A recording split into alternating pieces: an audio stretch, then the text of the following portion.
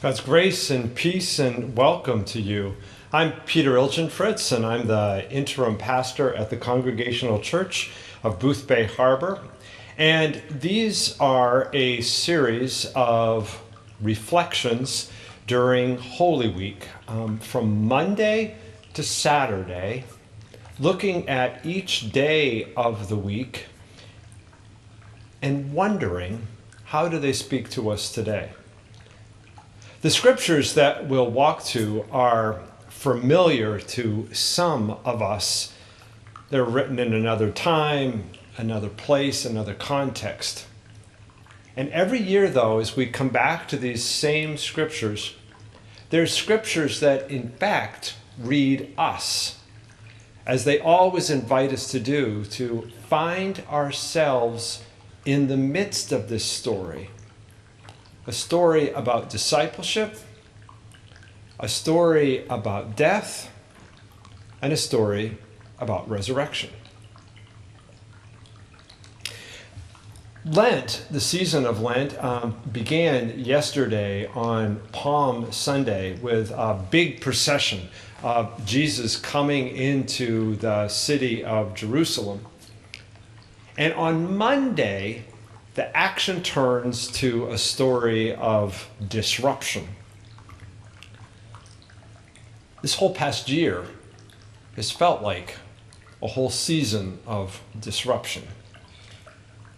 At Palm Sunday last year, we were just weeks into the World Health Organization declaring a global pandemic, just weeks into a national emergency. The unemployment last year at this time was about 4.4%. It would rise over the next weeks to 14.8%. There were 336,000 confirmed cases of COVID-19, and almost 9,500 people had died in our country. Our church, like many communities of faith throughout the country, were closed for public worship. It's now a year later.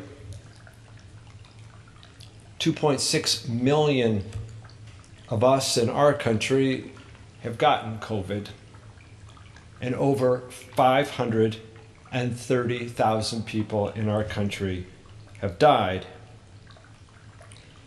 For some, it feels like a Lent that never ended. That never ended as we, as our country, as our world, walk through an unprecedented time of grief, of dislocation, of fear, anxiety, loss of jobs, homelessness, hunger. It's all been there. And here we are a year later, and amidst all of that, hope is in the air, spring is in the air. More and more of us are being vaccinated.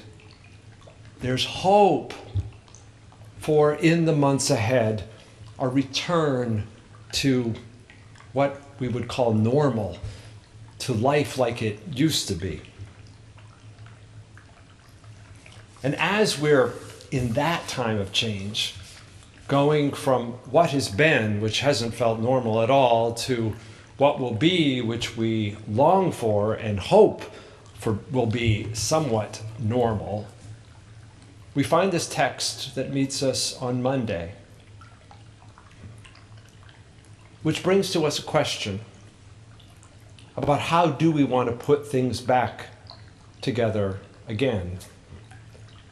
A challenge, a question, an opportunity that Jesus lies before us. I'm reading, as I will for all of this series, from Eugene Peterson's paraphrase of the Bible called The Message.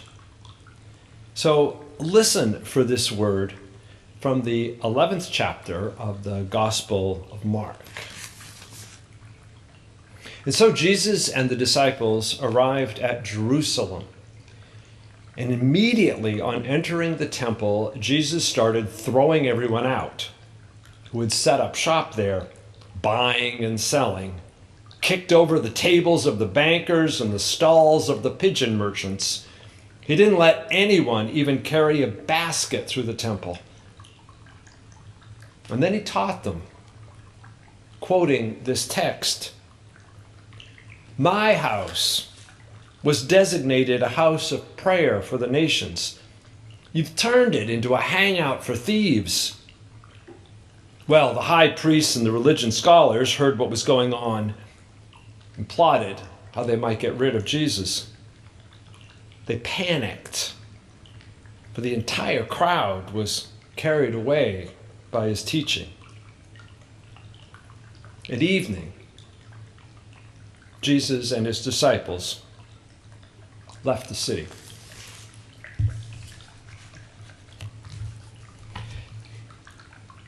You know, a gift of normal times is that, well, they're normal.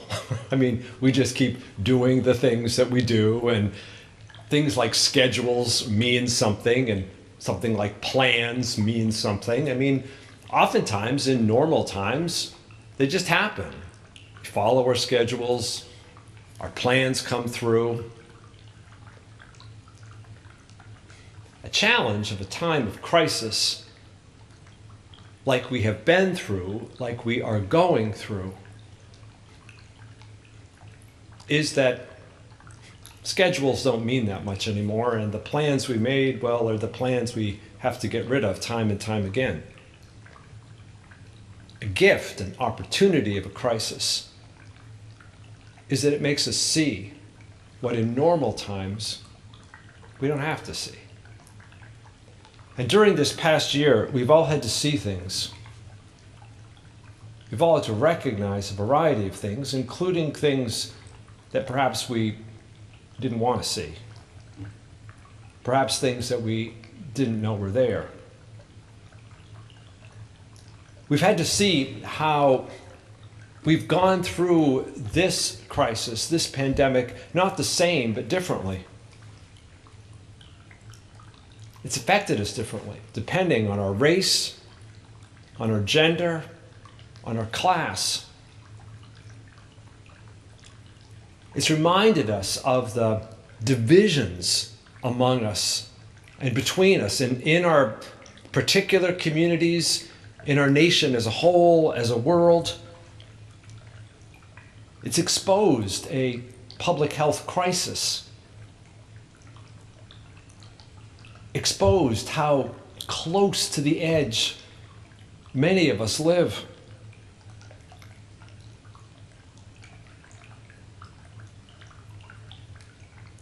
At a time like this, we all want to go back to normal. I do too.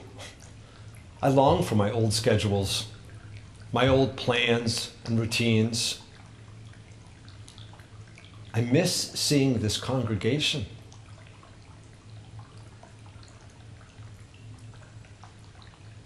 When Jesus walked into the temple that day, it was just a normal, everyday. People doing what people do in the temple, and there was nothing wrong with it. Nothing wrong with prayer and sacrifice. But when Jesus overturned the tables, when he made a mess of everything, He did that particular action to show something that was happening in the whole system. It wasn't just. It wasn't fair. It was all about particular people making money and not for the goodness of the whole community. Jesus came in and overturned the tables to say that the God who is the God of this place is a God of justice.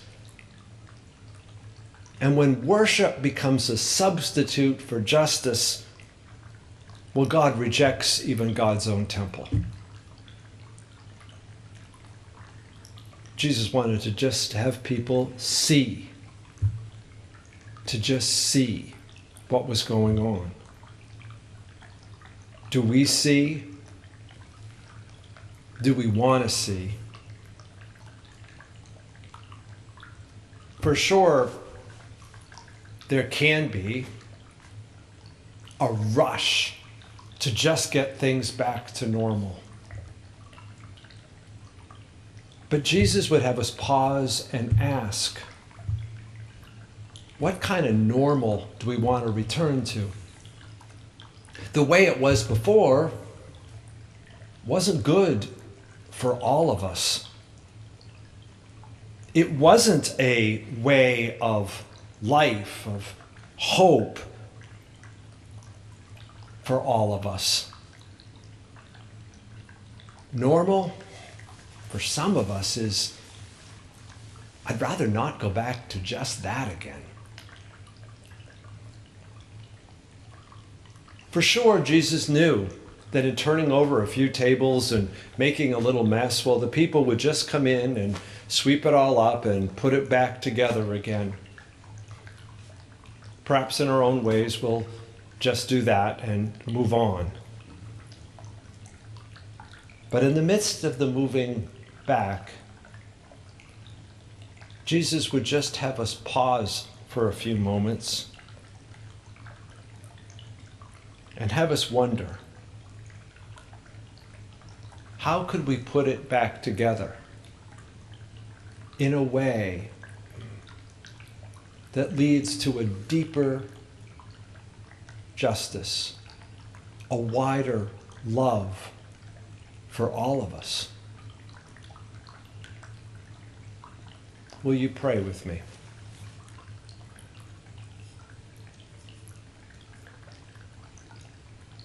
God, in the midst of a disruptive time, a revealing time, a time that has exposed, in all that it has exposed, how far we are